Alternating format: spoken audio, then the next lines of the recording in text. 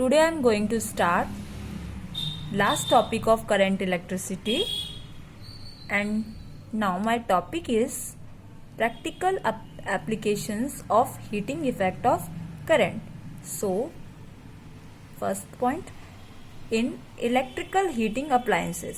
देखिए ये टॉपिक हमारे लिए बहुत ज़्यादा इम्पॉर्टेंट है, क्योंकि इस टॉपिक में हमारी अभी तक हमने जितनी भी अप्लायंसेस स्टडी की थी करंट को लेकर या इलेक्ट्रिसिटी को लेकर, वो सारी चीज़ें इसमें फॉलो होती है. सो आज हम डिस्कस करेंगे. फर्स्ट पॉइंट हमारा क्या था? Electrical. In electrical heatings appliances like electric iron, toaster, heating based on heating effect of current. देखो वो सभी हीटिंग अप्लायंसेस जो करंट से चलते हैं, जैसे electrical iron, toaster, heater based on heating effect of current, ये सभी चीजें भी हीटिंग इफेक्ट ऑफ करंट में डिपेंड करती है. Now second point, electric filaments bulb consist of a metal filaments of a fine wire enclosed in a glass cell. ठीक है. अब देखो हमारे घर में बल्ब होता है, उसमें छोटा सा फिलामेंट्स होता है जो लाइट ग्लो करने में हेल्प करता है, और हमें ये चीजें पता है कि वो टंगस्टन से बनता है. ठीक है. तो बिकॉज इलेक्ट्रिसिटी स्टार्टिंग में मैंने पहले ही बताया था कि टंगस्टन के बारे में, कि टंगस्टन होता क्या है. जहां पर मैंने ये बताया था कि वो मटेरियल जो है वो बल्ब में एज अ फिलामेंट्स यूज होता है. तो आगे है क्या वो चीज? Consist of a metal filaments of fine wire enclosed in a glass cell.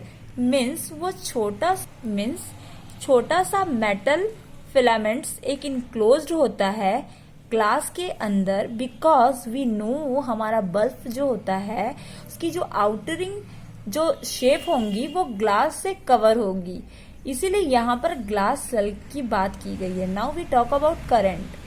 So now passing current the filaments get heated to a high temperature and reaches the stage of glowing. ठीक है. Current pass करने पर वो tungsten का filament heat up हो जाएगा, और heat up आ high temperature means बहुत ज्यादा हीटअप होगा. एक ऐसी स्टेज आएगी जहां पर वो ग्लो करना शुरू कर देगा, जिसके कारण हम बल्ब में रोशनी को देख पाएंगे. Third point is fuse. ये बहुत ज्यादा इंपॉर्टेंट है, क्योंकि डिपेंड करती है हमारे फ्यूज पर. ठीक है. Fuse is a device which is used to protect circuit and appliances by stopping the flow of current. Bracket में लिखा है मैंने हीट करंट, है ना. We talk about what is fuse. पहले बात करते हैं हम फ्यूज क्या है. तो फ्यूज एक ऐसी डिवाइस है जो इलेक्ट्रिकल सर्किट को बचाती है. और कैसे बचाती है? मीन्स ये करंट के फ्लो को स्टॉप कर देती है. जब भी सर्किट में बहुत ज्यादा करंट होगा तब वहां पर फ्यूज का एक्शन काम आता है, और तब फ्यूज उस टाइम पर करंट के फ्लो को कम कर देती है या फिर बंद कर देती है. ठीक है.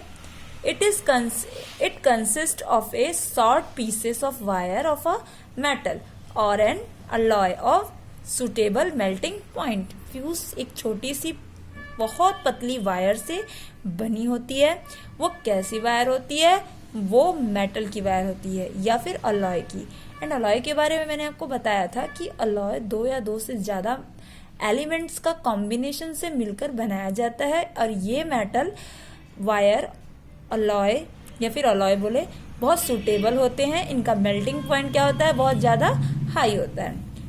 Last, which melts if a current large than specified value flow through the circuit and thus breaks the circuit. And वो सिर्फ तभी मेल्ट होंगे जब उनके थ्रू जो करंट पास होगा उसकी स्पेसिफाइड वैल्यू बहुत ज्यादा होगी, और उसके बाद वो सर्किट टूट जाती है. आपने देखा होगा अपने घरों में, जब हमारे घर में लाइट का सडनली फ्लक्चुएशन होता था पहले, अब तो सब मीटर से सप्लाई होती है, लेकिन फ्यूज अभी भी लगते हैं. तो फ्यूज डाउन हो जाता है, यह अपने आप गिर जाती है अगर लाइट का फ्लो ज्यादा होता है तो। ठीक है, it is always placed in a series which a device.